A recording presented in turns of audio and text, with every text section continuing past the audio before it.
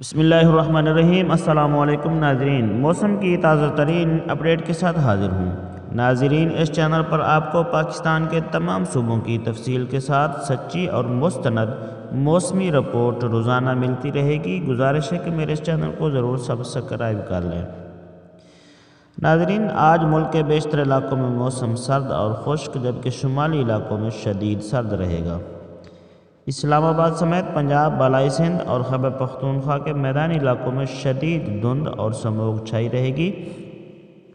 بلوچستان کے بیشتر اضلاع جبکہ گلگت بلتستان میں چند مقامات پر مطلع ابر آلود رہنے کے ساتھ بارش اور پہاڑوں پر برف باری کا امکان ہے۔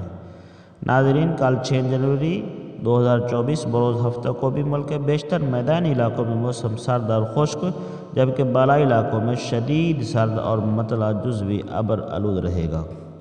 پنجاب کے بیشتر میدانی علاقوں اور بالائی سندھ میں شدید دھند و سموگ چھائی رہے گی، جبکہ خیبر پختونخوا کے میدانی علاقوں میں صبح اور رات کے اوقات میں دھند اور سموگ چھائی رہنے کا امکان ہے۔